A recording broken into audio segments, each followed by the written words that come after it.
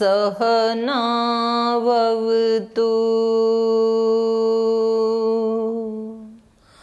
सहनौ भुनक्तु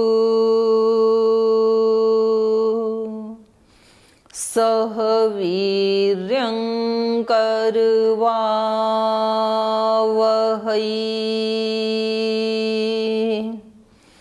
तेजस्विनावधीतमस्तु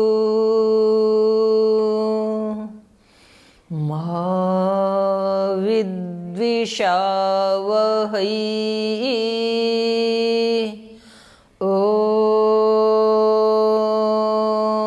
शांति शांति शांति।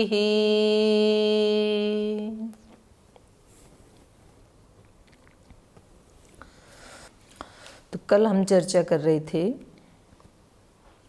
कि श्री राम चित्रकूट को छोड़ करके और दंडकारण्य में उन्होंने प्रवेश किया, क्योंकि चित्रकूट में जो अयोध्यावासी थे उनको मालूम पड़ गया कि श्री राम चित्रकूट में रहते हैं, तो उनका कहीं रोज या कुछ थोड़े थोड़े दिन के बाद कहीं आना जाना ना लगा रहे और वो आकर के फिर कहीं उनकी साधना में बाधा ना डालते रहें। तो इस कारण से उन्होंने उस चित्रकूट को, पर्णकुटीर को छोड़ करके और दंडकारण्य में प्रवेश किया। और वहाँ वो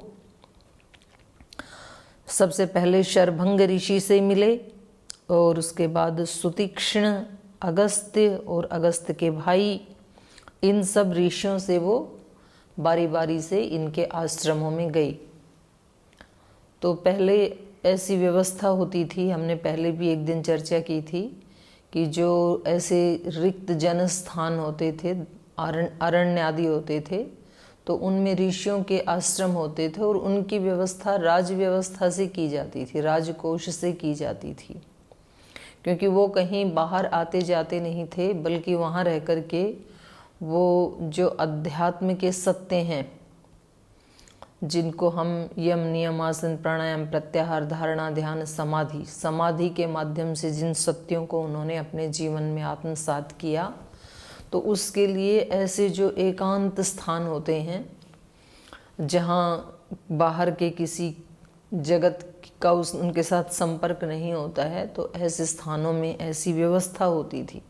और फिर वहाँ से तैयार होने के बाद फिर वो आकर के लोक में, क्योंकि अब वो प्रभावित नहीं होंगे, जब एक बार परिपक्वता आ गई तो उसके बाद आकर के वो सेवा करते थे, ऐसी व्यवस्था थी। तो ये बाहर का वर्णन हो गया। और अंदर का वर्णन ये है कि जब तक हम अपने अंदर की दैवी शक्तियों से मिलते नहीं हैं, उनका आह्वान नहीं करते। व्यक्ति की एक बहुत बड़ी कमजोरी ये है कि वो भगवान जी से प्रार्थना तो करता रहता है, लेकिन अपनी बातें सुनाता रहता है भगवान जी को। भगवान जी क्या कह रहे हैं उसको सुनता नहीं, उस उत्तर को वो सुनता ही नहीं है, उसके पास टाइम ही नहीं है दूसरे की बात सुनने के लिए। तो कई बार ऐसे होता है कि हम अपनी बात तो कह देते हैं, जैसे कोई उपदेशक होते हैं तो वो उपदेश करते समय अपनी बातें तो कह देते हैं कि आप लोगों को ऐसे जीवन जीना चाहिए, ऐसे आपको यम नियमों का पालन करना चाहिए, ऐसे खाना चाहिए, इतने बजे सोना चाहिए, इतने बजे उठना चाहिए, वो अपनी तरफ से पूरा कह देते हैं। लेकिन दूसरे व्यक्ति को वैसा करने में कौन सी दिक्कत आ रही है, कौन सी बाधा आ रही है, वो कर पा रहा है या नहीं कर पा रहा है, नहीं कर पा रहा तो क्यों नहीं कर पा रहा है, और उसके लिए क्या उपाय हो सकता है, वो सब सुनने का उनके पास टाइम नहीं होता है। तो फिर वो रिजल्ट आता नहीं है। तो हम अपने अंदर भी केवल हम भगवान से प्रार्थनाएं तो करते रहते हैं, लेकिन उधर से भगवान क्या कह रहे हैं, तो हमें ज़्यादा समय अपने आप को एकाग्र करके बैठना चाहिए और ये पूछना चाहिए कि भगवान जी आप मेरे से क्या करवाना चाहते हैं, उस उत्तर को हमें सुनना चाहिए। हम भगवान से क्या चाहते हैं ये नहीं बोलना ज़्यादा, कि हम ये चाहते हैं धन दे दो, यश दे दो, ये दे दो, बुद्धि दे दो, ज्ञान दे दो, कुछ कुछ सद्गुणों की हम प्रार्थना करते रहते हैं। उसकी बजाय भगवान मेरे से क्या चाहते हैं वो भी सुनना चाहिए कि भगवान जी आप क्या चाहते हैं। तो वो दैवी शक्तियाँ जो हैं वो हमें फिर निर्देश देने लगती हैं कि आप इस वर्ण आश्रम में हैं तो अब आपको ये करना चाहिए। और फिर जो हमें अंदर से संकेत मिला उसको फिर हमें भगवान का आदेश समझ करके करना चाहिए। लेकिन उनसे मिलने के लिए फिर हमें अपने चित्त को इतना शांत और इतना पवित्र और इतना निर्मल निर्विकार ये तो बनाना ही पड़ेगा। जैसे जैसे एकाग्रता शुचिता बढ़ती है वैसे वैसे उसके निर्देश हमें आत्मसात होने लगते हैं। तो जैसे जैसे ये ऋषियों से मिले तो ऋषियों के पास क्या क्या शक्तियां हैं, उनके पास कौन से अस्त्र शस्त्र हैं, वो श्री राम को दे देते हैं। तो श्री राम उनसे पूछते कम हैं, उनकी ज़्यादा सुनते हैं। श्री राम ऋषियों से पूछते हैं कि बताइए हमारे लिए क्या आदेश है, हम आपकी सेवा में उपस्थित हैं। तो ऐसे ही साधक को अपने अंदर की दिव्य शक्तियों से पूछना चाहिए, अपने अंदर के ऋषित्व से देवत्व से पूछना चाहिए कि बताइए हमारे लिए क्या आदेश है, हमारे मन को पूछना चाहिए। अगस्त्य वचनाच्चैव जग्राहेन्द्रं शरासनं खड्गं च परम प्रीतः तूणी च अक्षय सायकौ। तो इन्होंने क्या किया, पहले अगस्त मुनि के पास गए। तो अगस्त वचनाच्चैव, अगस्त ऋषि की बात सुनी इन्होंने और उनके कहने पर, उनके वचन से ही जग्राह ग्रहण किया, ऐन्द्रम शर आसनम, इंद्र का शर माने बाण और बाण रखने वाला जो तूणी है, तूणीर, और खड्गम च, और एक तलवार, परम प्रीतः अत्यंत प्रीतिपूर्वक, अक्षय सायकौ, और परम प्रीतः तृणी, परम प्रीति पूर्वक जो तुणीर होता है वो अक्षय सायकौ, और दो ऐसे बाण जो अक्षय हैं माने जिनका क्षय नहीं होता है, अर्थात जब हम किसी शिकार के ऊपर उनको चलाते हैं तो वो उसको मार के वापस हमारे पास ही आ जाते हैं, उनका क्षय नहीं होता है। तो ऐसी जो अक्षय शक्तियां हैं ये इनको अगस्त ऋषि से मिली। तो यहाँ पर भी हम देख रहे हैं कि यहाँ श्लोक बता रहा है अगस्त वचनाच्चैव, इन्होंने नहीं मांगा कि आपके पास कुछ है तो हमारे को दे दीजिए, ऐसे नहीं कहा इन्होंने जाके अपने आप को प्रस्तुत किया कि हम आपकी सेवा में प्रस्तुत हैं, बताइए हमारे लिए क्या आज है, हम क्या आपकी सेवा कर सकते हैं इस जंगल में। तो इन्होंने खुश होकर के उन्हीं के कहने से इंद्र का धनुष, यहाँ इंद्र शब्द आत्मा का भी प्रतीक है और इंद्र जो सब देवों का राजा होता है। तो सभी हमारी जो इंद्रियां हैं वो दैवी शक्तियां हैं हमारे पास, और उन सब का जो राजा है वो आत्मा है।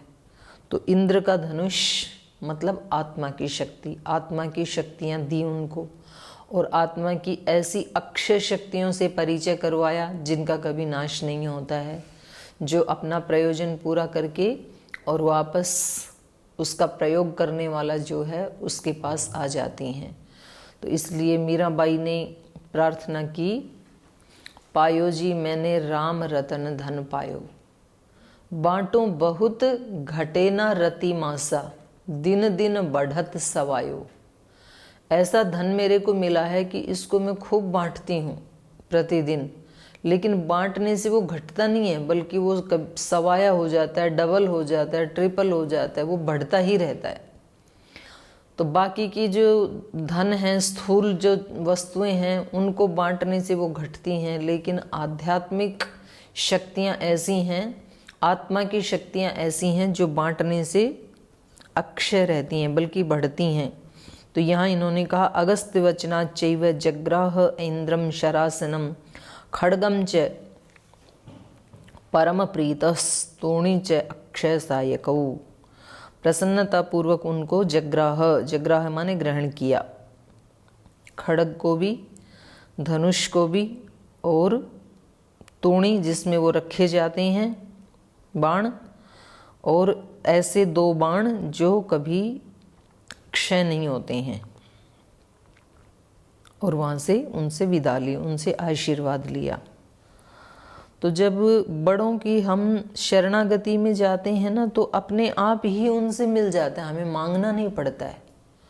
और जब हमारी डिमांड बनी रहती है तब वहाँ से कुछ भी नहीं मिलता है, क्योंकि तब हम लेने की स्थिति में होते हैं। लेने की स्थिति में मांगने वाले को भीख भी नहीं मिलती है, और बिन मांगे मोती मिल जाते हैं। बिन मांगे जिसकी देने की प्रकृति होती है कि मैं दूसरे व्यक्ति के लिए क्या सेवा कर दूं, तो उसको बिन मांगे फिर बहुत कुछ मिल जाता है। तो यहाँ भी श्री राम को और लक्ष्मण जी और सीता माता सहित इन्होंने उनसे मांगा नहीं, लेकिन बिन मांगे ही इनको ऐसे अस्त्र शस्त्र मिल गई। तो इस प्रकार से उस वन में रहते हुए वसतस्तस्य रामस्य वने वनचरैः सह ऋषयो अभ्यागमन सर्वे वधाय असुर राक्षसाम। तो इससे ये पता लग रहा है इस श्लोक से कि असुर जाति अलग है और राक्षस जाति अलग है। यद्यपि ये मिलती जुलती ही जातियां हैं, और यही बात सांख्य दर्शन में भी आई है, यही बात योग दर्शन में भी जो विभूति पाद है और उसमें भुवन ज्ञानम सूर्य संयमात उसके व्यास भाष्य में भी ये बात आई है। तो वहाँ असुर, राक्षस, पिशाच, भूत, प्रेत ऐसे अनेक योनियाँ बताई हैं, देव योनि। तो यहाँ पर भी इन्होंने बताया वसतः तस्य रामस्य, उस राम के उस वन में बसते हुए, तस्य रामस्य वने वसतः, उस श्री राम के उस वन में रहते हुए, वनचरैः सह, और किन के साथ रहते हैं? वनचर। वन में रहेंगे तो जो वन में रहने वाले जो प्राणी हैं उन्हीं के साथ ही रहना है, उनके लिए कोई सिक्योरिटी गार्ड थोड़ी है वहाँ पे। तो सिक्योरिटी में केवल लक्ष्मण खड़े रहते हैं, तो पता नहीं किधर से हाथी आएगा, किधर से हिरण आएगा, किधर से भालू आएगा। तो सारे वनचर वहीं रहते हैं, किधर से शेर आएगा, कहाँ से सांप आएगा, तो ऐसे आते ही रहते हैं वहाँ पे। तो लक्ष्मण जी उनकी कुटीर बना करके उनकी उसमें रहते हैं, सुरक्षा में रहते हैं तैनात, और श्री राम वहाँ वनचरों के साथ रह रहे हैं दंडकारण्य में।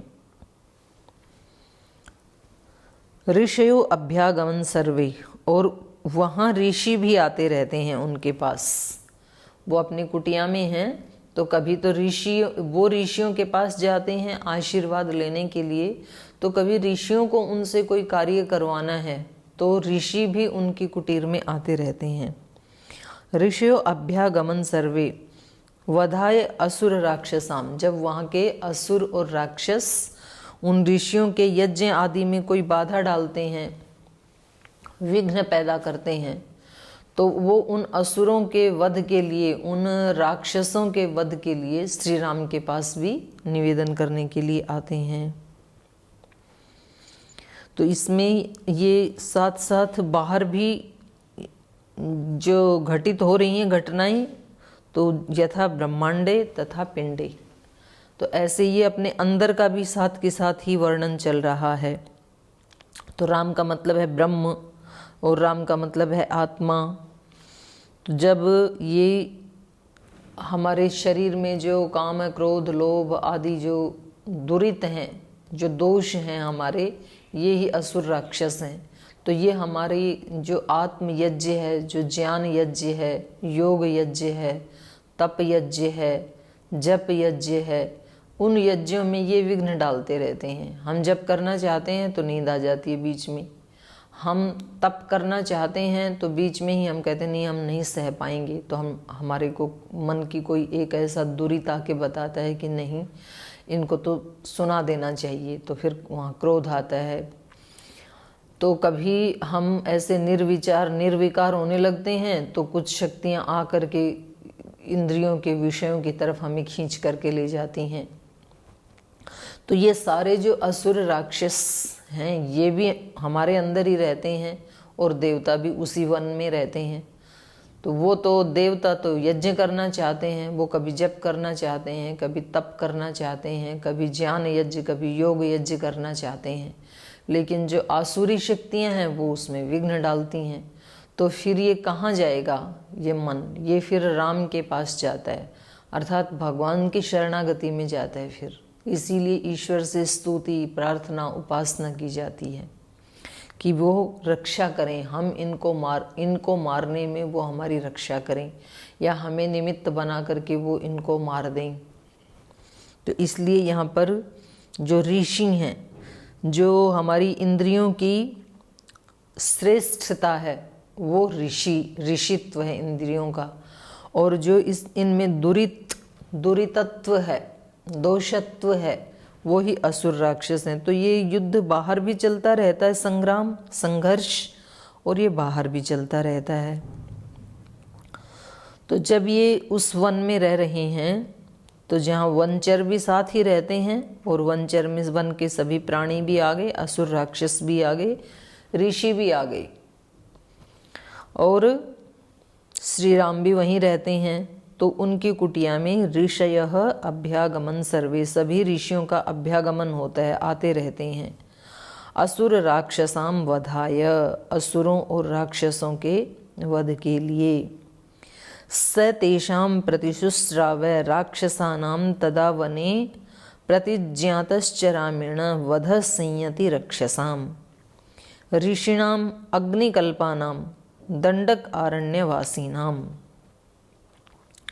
तो ये दंडक आरण्य कैसा है, तो इसके लिए कहा दंडक आरण्यवासी नाम ऋषिणाम अग्निकल्पानाम, जो अग्नि के सदृश हैं। तो यहाँ अग्नि का मतलब क्या, अग्नि जैसे हैं, मतलब अग्नि का जो रूप है वो तेजस्वी है, तेजोसी तेजोमयी देही, ऐसे प्रार्थना करते हैं अग्नि से हम, हे अग्नि तू अत्यंत तेजस्वी है, तो तू हमें भी वो ओज दे, तेज दे। तेजोसी तेजोमयी देही, वीर्यमसी वीर्यमयी देही, बहुत पराक्रमी है, बल है अग्नि में, वो चाहे तो पूरी धरती को कुछ घंटों में पूरा जलाकर खाक कर सकती है। वीर्यमसी वीर्यमयी देही, सहोसी सहोमयी देही, उसको सहनशील भी बताया है। उसमें जिस धातु को डाला जाता है उसके दोषों को नष्ट करके फिर उस धातु को नहीं जलाती है। जैसे सोने को पवित्र करने के लिए उसमें अग्नि की भट्टी में डाल देते हैं तो उसके दोष तो सारे नष्ट हो जाते हैं, और सोना जो विशुद्धतम सोना है वो बच जाता है, उसी को कुंदन कहा जाता है।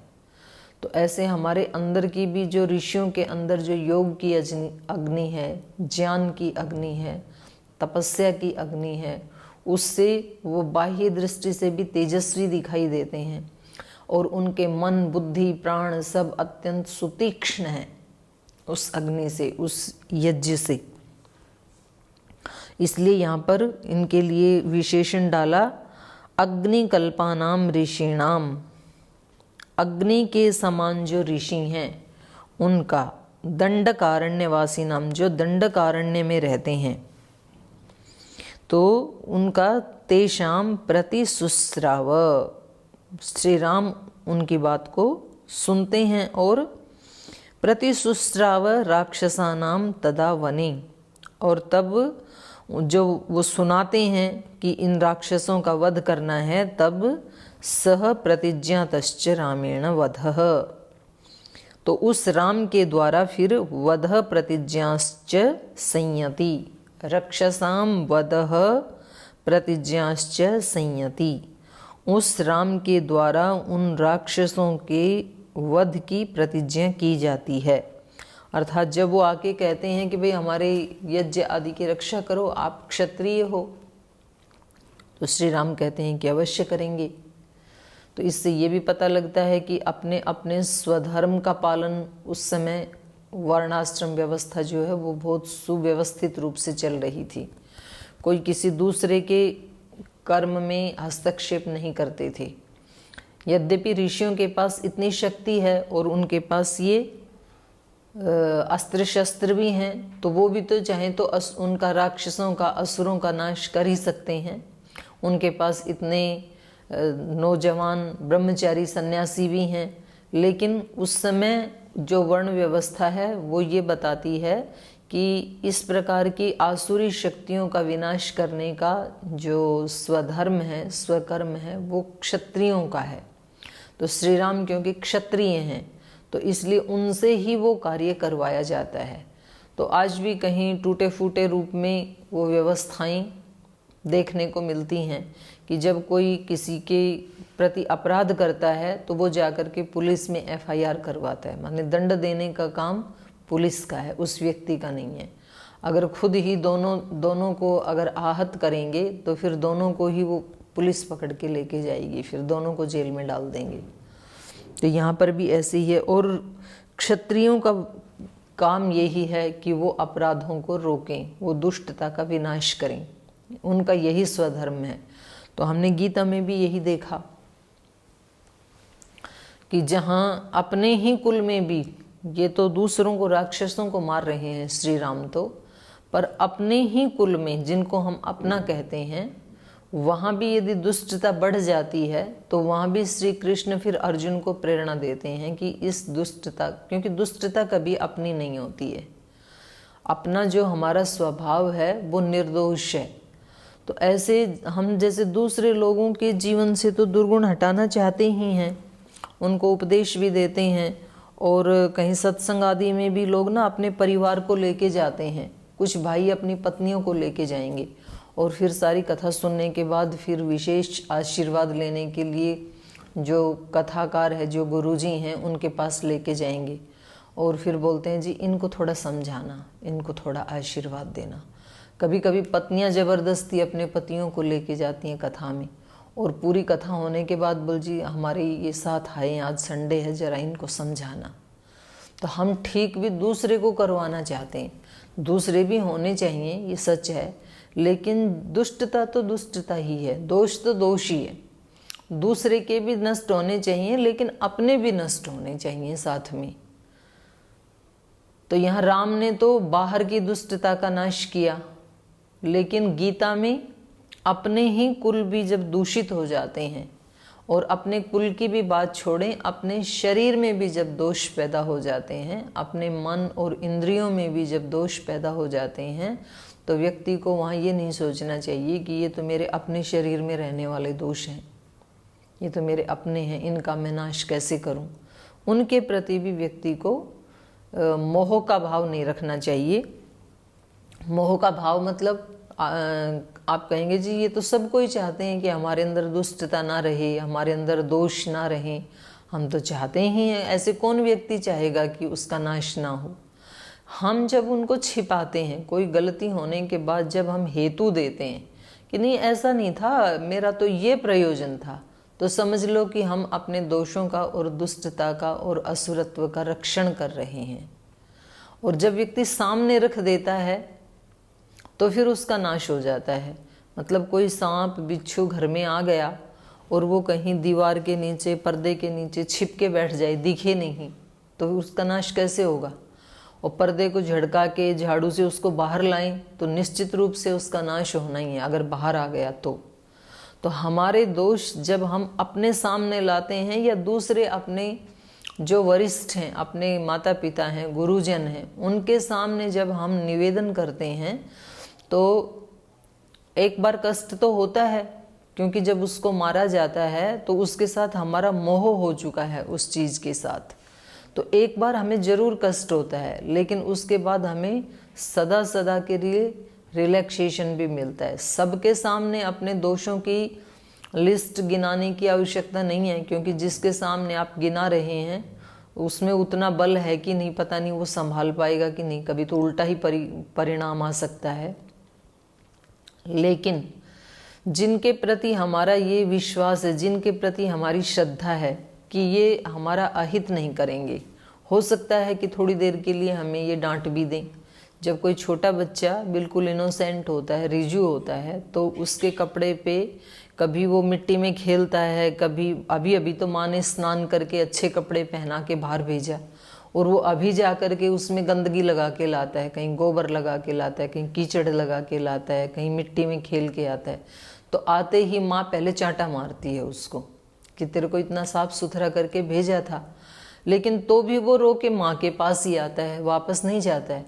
तो फिर माँ उसको नहला करके दूसरी ड्रेस पहना देती है और उसको साफ कर देती है पहले वाली को, और उसके मन में अप्रीति का भाव नहीं आता है बच्चे के प्रति, वो ही प्रेम बना रहता है। तो ये है अपने दोषों का नाश करना। हमें अपने जो गुरुजन हैं, माता पिता हैं, जिनके प्रति हमारी श्रद्धा है, जो हमारे वरिष्ठ हैं, उनके सामने अपने दोषों को छिपाना नहीं चाहिए। यदि हम छिपाते हैं तो हम अपने असुरत्व की रक्षा कर रहे हैं, तो ये उल्टा हो जाएगा, हमारी शक्ति का दुरुपयोग हो जाएगा। हमें रक्षा करनी चाहिए अपने देवत्व की, अपने दिव्यत्व की, कि वो नष्ट ना हो, उसको बचाया जाए। उसको बचाने के लिए इसको मारना है तो हम मारें। तो यहाँ पर जो ऋषि हैं वो श्री राम के पास असुर और राक्षसों का वध करने के लिए निवेदन लेकर के आते हैं, और श्री राम भी प्रतिज्ञा करते हैं कि वो इन असुरों का वध करके ही छोड़ेंगे। हमारे मन को या इंद्रियों को हम किस डायरेक्शन में लगाते हैं वो वही काम करते हैं। अगर हमने अपने मन को ये निर्देश दे दिया कि मुझे जीवन में ये चाहिए, मुझे अपने जीवन में आलस्य नहीं चाहिए, मुझे अपने जीवन में प्रमाद नहीं चाहिए, मुझे अपने जीवन में अशुचिता नहीं चाहिए, मुझे अपने जीवन में असत्य नहीं चाहिए, तो वो हटा देता है उसको, वो लग जाता है उसी काम में। और जब हम कहते हैं कि नहीं, ये मेरा जो लाइफ स्टाइल है इसमें कोई चेंज नहीं होना चाहिए, तो वो लग जाता है उसको संभालने में। तो शक्तियाँ जो हैं वो उनको इधर लगाएं या उधर लगाएं, उनका काम है सेवा का। तो यहाँ श्री राम प्रतिज्ञातश्च रामेण वध संयति रक्षसाम, उन ऋषियों से प्रतिज्ञा करते हैं कि ठीक है, अब हम वन में आ गए हैं, तो अब आपको आसुरी शक्तियों से और राक्षसी शक्तियों से डरने की आवश्यकता नहीं है। हमारे अंदर भी जब रामत्व का उदय होता है, जब दिव्यत्व का उदय होता है, तो साधक को ये बल मिलने लगता है कि अब कोई दोष भी है तो उसका कोई डर नहीं है, क्योंकि अब मैं जागरूक हूँ, आज नहीं तो कल मैं इसको नष्ट कर ही दूंगा, कोई बात नहीं। तो बड़ा धैर्य आता है उसमें।